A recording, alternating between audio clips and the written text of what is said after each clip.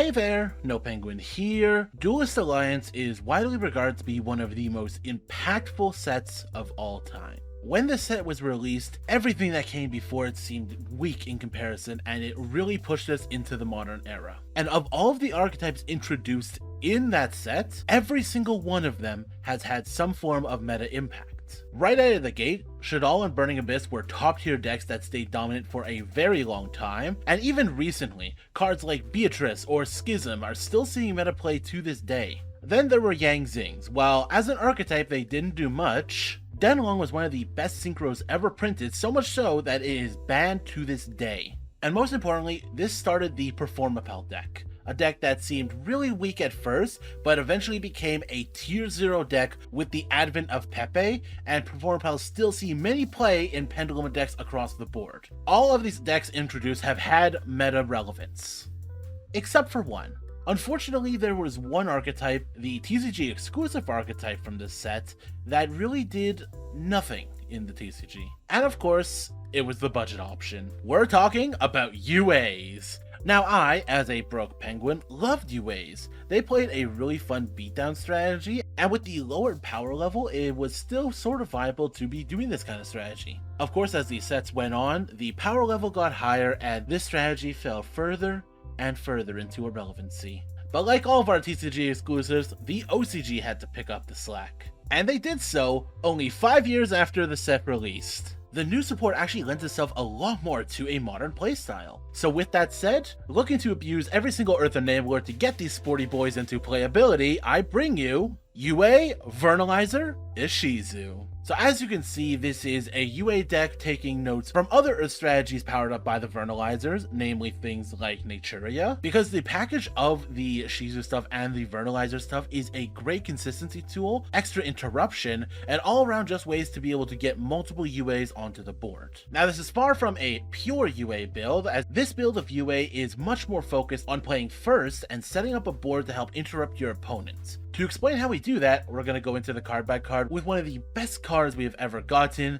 UA Player Manager. This card can special summon itself if you summon any UA monster, and on summon you can either destroy a card on the field, or negate the effects of all face-up monsters on the field except UAs. So this card is really flexible to play on the draw or on the play. And because its effect procs whenever he's normal or special summon, not only just by its own effect, we have many ways to special summon us out within the deck, so this is a very useful card and is a very strong board breaker. Next we have our beat stick of the deck, UA Dreadnought Dunker. And from here on out, all the UAs can special summon themselves by bouncing another UA to the hand.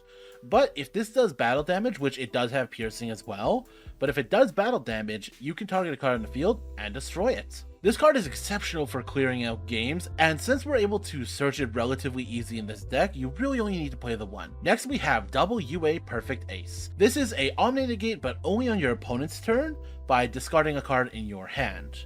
Now there are cards that we want to discard from our hand, so it's not always a bad thing, but this is just a backup plan if we can't get into our playing manager plays. Then the level 4 we needed so much, triple UA Libero Spiker. It has the effect that during your opponent's turn, you can reveal a level 5 or higher UA monster in your hand to special summon another level 5 or higher UA with a different name.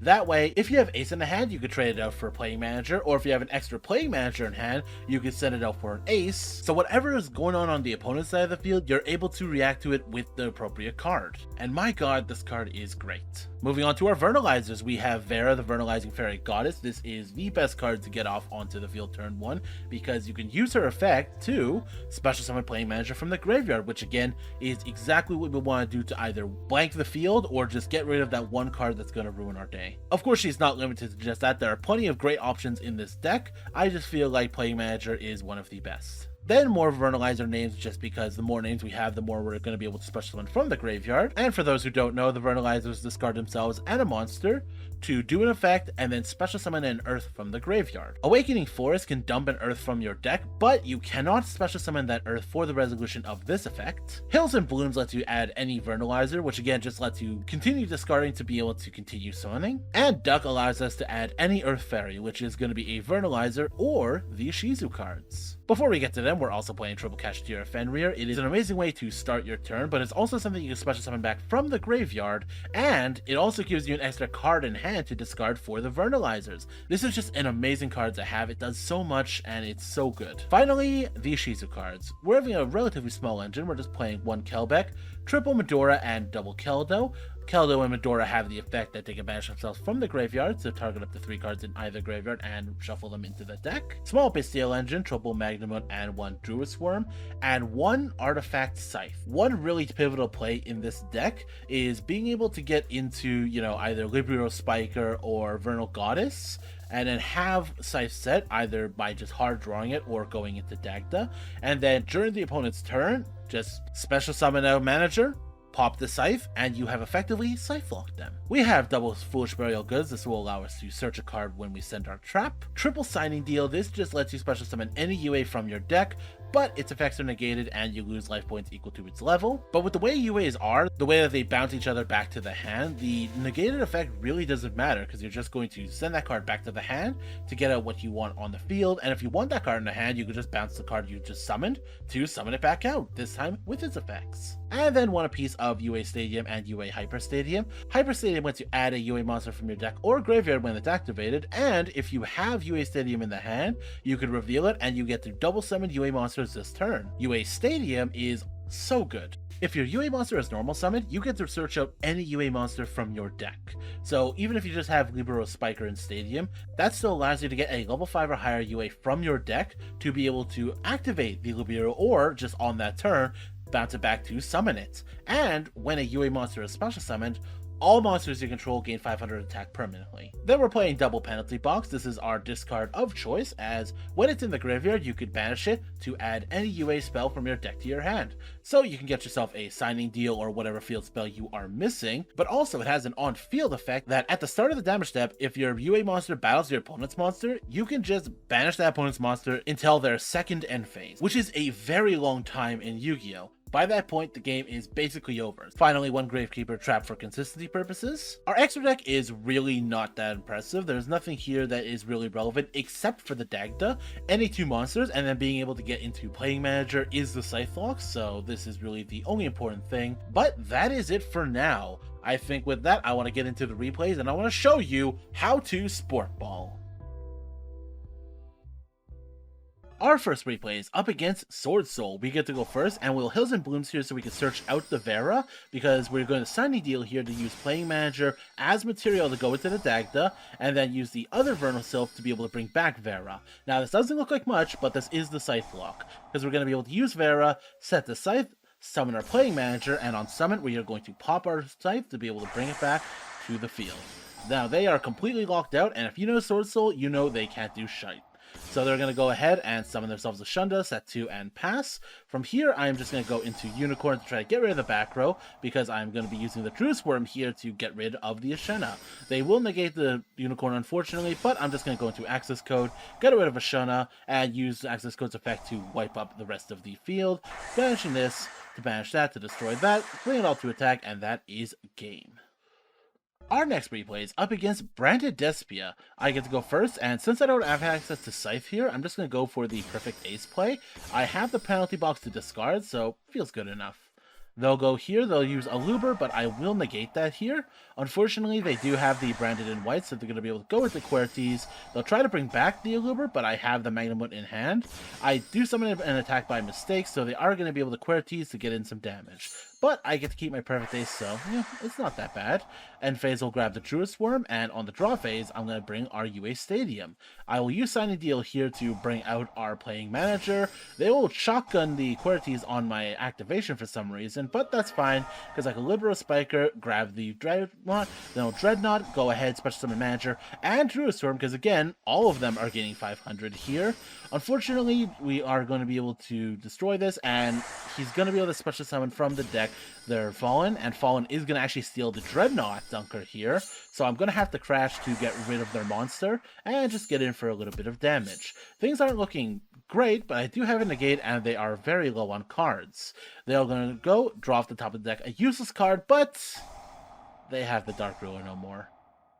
And because of that, they're going to be able to absolutely pop off. Branded in white here to go into the Mirror Jade. Mirror Jade will get rid of a card. They're going to go into battle to get rid of another monster. And they're going to, during this, go into Branded in red. Things are not looking good for me. Branded in red is going to special summon out the Chimera. Chimera is going to pop a card on the field, which will be my UA Stadium.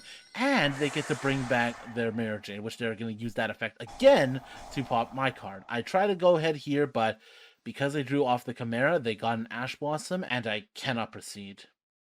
Our final replay is up against Marincess. We get to go first, but we do not have access to the UA package, but we have Awakening and Vera, which is just as good. Because we're going to be able to use Awakening, dump the playing manager to summon Vera, and we're just going to grab another level 4 so we could go into Dagda. We'll be able to get Scythelok here. During the draw phase, we'll call on Marincess.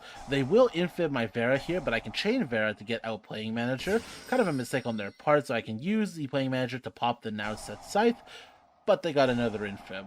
What are you going to do? From here, they're just going to be able to go off, and I really don't have much to do, but I am going to be able to stop them from adding Wave back to their hand, because fuck that card. They're going to summon their Pascalist to summon their Seahorse from hand, Seahorse to go into Blusa, Blusa grab back to Seahorse, Seahorse summon itself to go into the rank 3 with the field spell. I figure I'm going to just get rid of their Link monsters so they don't have anything to equip, but they have the Sleeping Maiden in hand, so they're going to be able to extend anyways, go into the Link 4 and equip with Battle Ocean. They'll beat over my 3000 Vera and just pass turn. I get Scythe during the end phase because it destroys itself, and it's just a body, which is pretty good in and of itself. They'll be able to draw a card, but it's not much important. I'm going to be able to go into Unicorn. Unicorn to go ahead and send this back. I decide not to use access code here. I just attack for 44 and we'll pass turn. From here, things are looking up. I call Blue Tang. I just don't want them to get it. They get, oh, Desires, Jesus Christ. Then they're going to banish 10 to draw 2, and there is everything that they need. They'll Spring Girl to Blue Slug to grab back to Spring Girl, but I will be able to use my Keldo to shuffle it back so they don't have that, and they'll be able to just end their turn here. We've successfully gotten rid of it. We're going to go into access code now, because we can finally clean up their board. We're going to banish to discard that, banish to destroy this, and we'll attack for game. And that was the deck. And you know what? I like it. While it's unfortunate I'm not playing awesome cards like Power Jersey, as there's this way too inconsistent in a non-pure build, I really like the way that this plays. Being able to abuse Vera to be able to get the playing manager effect off is so impactful. The Vernusylphs do so much to make this deck way more consistent, and the Ishizu cards are a great interruption on top of consistency boosters themselves. The biggest con of the deck is the fact that to make it the way it is as this amalgamation of Earth cards, I had to give up a lot of the UA's original playstyle. As you can see, I'm only even playing one Dreadnought Dunker and no Power Jersey, so I'm really not focusing on the attack portion of this deck, more so on the interruption that the new support supports. No, this isn't a new tier 1 deck, but I feel like this is as good as UA has ever been, and I am so happy to be playing this today. UA has been one of my long-standing decks, and I'm so happy to give it a little bit of love. But with that, that's the end of the video. Like if you like, subscribe if you want to see more. I am Nopenguin. Sports, sports, sports, sports, sports. Signing out.